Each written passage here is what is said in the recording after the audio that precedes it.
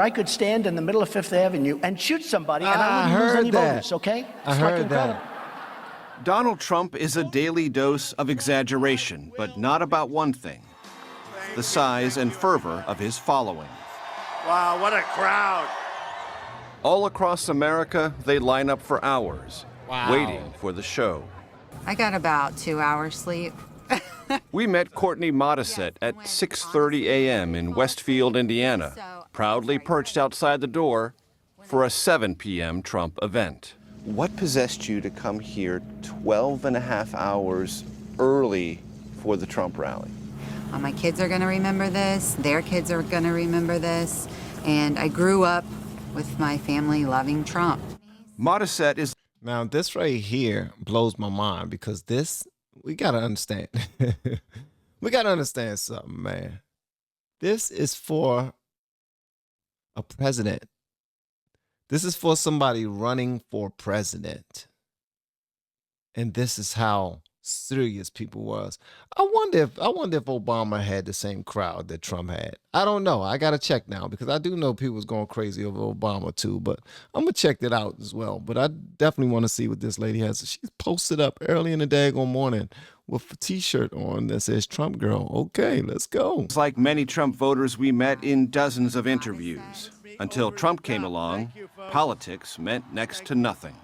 Unfortunately, this is sad to say, this is the first time that I voted. Trump's voice has been raucous, caustic, insulting, and divisive. Cindy Lyons is from Jackson, Mississippi.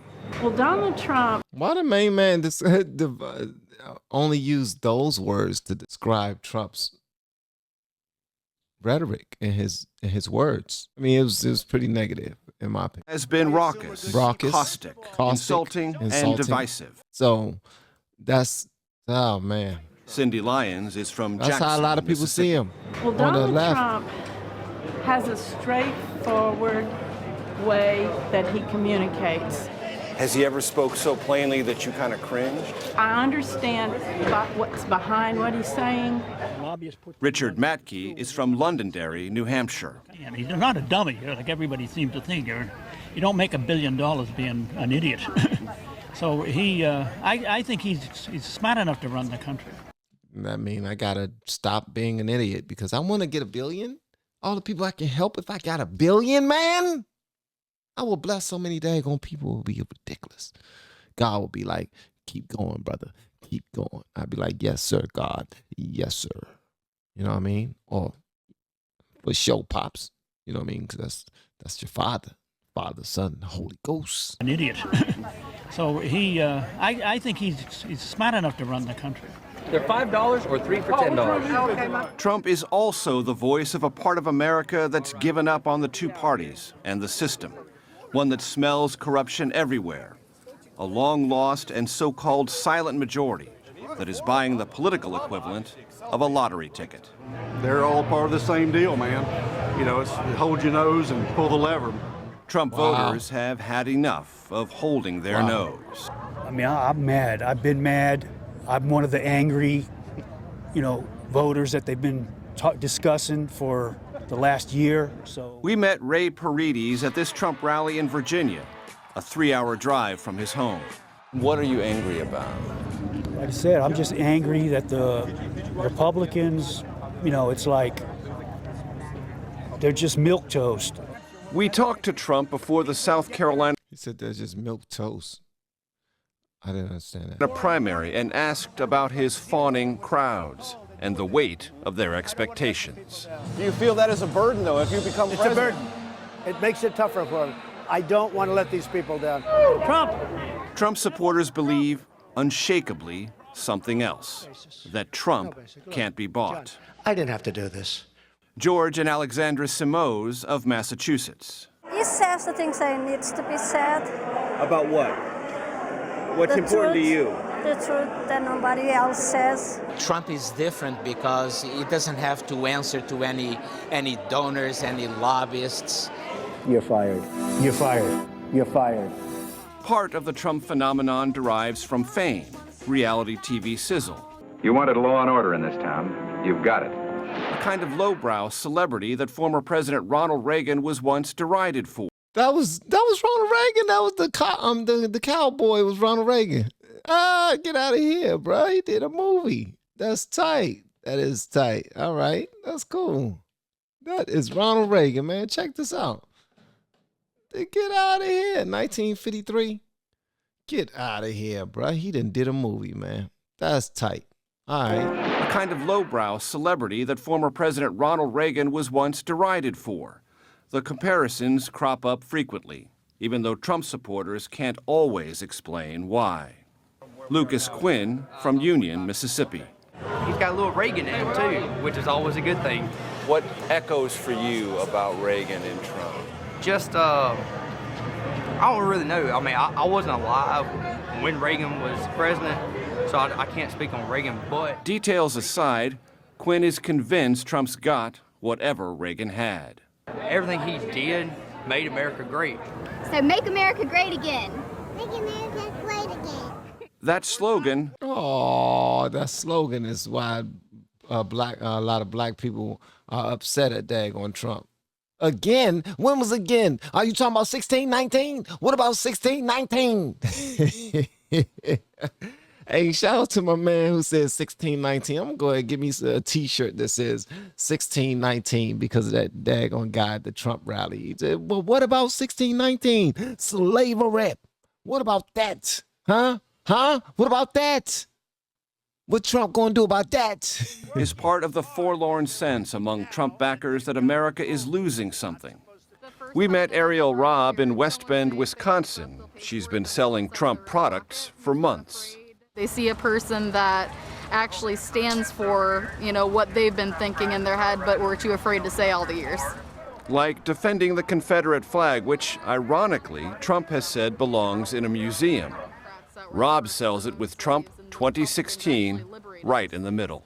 And it kind of just works together because there's a lot of controversy about Trump and there's a lot of controversy about the flag. Tremaine Williams, another Trump fan, was selling gear at the next tent. There's a perception that there's a distance, a great distance between Trump and African Americans. Hold up, didn't his daggone t-shirt say Hillary? What am I missing? Okay. Tremaine Williams, another Trump fan, was selling Hillary gear in at prison. the next tent. There's a perception that there's a distance, a great distance. It said Hillary in prison for 2016. I thought he was over there daggone selling Hillary t-shirts. Nope. Hillary in prison. Between Trump and African Americans in our country. Right. I believe it's being portrayed through the media as something like in those terms. Look at my African American over here. Look at him. Are you the greatest? Yep. Trump rallies, wherever they are, draw far more whites than blacks, a trend Williams defied long before Trump began his late campaign minority outreach. What do you have to lose? Because I'm black, does that mean I live a certain lifestyle? Do I fall under a certain category? If you're for education, regardless if you're black or white, I'm for you. If you're talking about building the economic system, black or white, I support you. There's something else that works for Trump. Visceral, almost primal hatred of Hillary Clinton on T-shirts and through catcalls. Hillary Clinton is a bigot. It often gets ugly on the trail. Betsy Wilson of Virginia came to a Trump rally in patriotic dress. What the hell you got on, Betsy? What do you got on, Betsy? And what does Betsy have on, guys? Come on now. Yeah, she looked real patriotic, but she looked ridiculous. Full of Clinton skepticism. And, I don't believe Hillary. I would like to see a woman president, but not her. Which brings us back to where we began, to Courtney Modisette and her day-long wait for Trump. What happens to this country if Trump isn't elected? That is a question I cannot answer. With Hillary, with Clinton, you don't know. You can't trust her. That's the thing. And we will make America great again. Even Trump supporters don't know the exact direction Trump will take them. They only believe it's better than where they've been. Wow.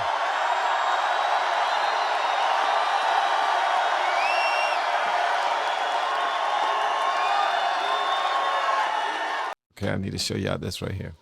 So it says, which one of the following was the best Republican president? And they listed which ones were the best Republican president. Abraham Lincoln, 32%. Ronald Reagan, 32%. Teddy Roosevelt, 10%. W, 8%. And Dwight D. Eisenhower, 7%. And I guess this was taken on the CBS poll because they were the one that did this video. So, and this was while Trump was running for president. So this wasn't taken after he got the job and did his thing. But I wonder how this poll will look today. Sure that Abraham Lincoln will probably be on some of y'all's. Ronald Reagan will probably be on a lot of y'all's, and Trump will be on a lot of yours. I don't know about Teddy W and Eisenhower. I don't know about that. But guys, some of the things that I was saying in the video was pretty much similar to things I've said before when it comes to the "Make America Great Again" slogan. When it comes to Hillary Clinton lock her up thing, her sending her to prison, and a few other things. But the one thing that caught me was when he said that Trump supporters some Trump supporters don't know where Trump will take them, but they know that he'll take them to a better place than they've been before. And that hits a little different. That hits hard because I understand that. Not as a Trump supporter, because I never voted for Trump. I was with the rest of the liberals like, what the hell is Trump, man? Trump funny as hell, but seriously, bro, you not being presidential, you cussing at people. You're not being presidential, you yelling at people. You're not being presidential. You know that program, they're all programmed to think that something is always supposed to be one way. Well, your boy was a victim to that. I believe that. But all in all, man, I do also understand that a lot of the people who acted like they didn't care for him too much was his friend. Were all friends with him before he decided to run for president as a conservative. But I want to hear what y'all guys say about this in the comments below. If you have yet to hit that subscribe button, please make sure you do so on your way out the door.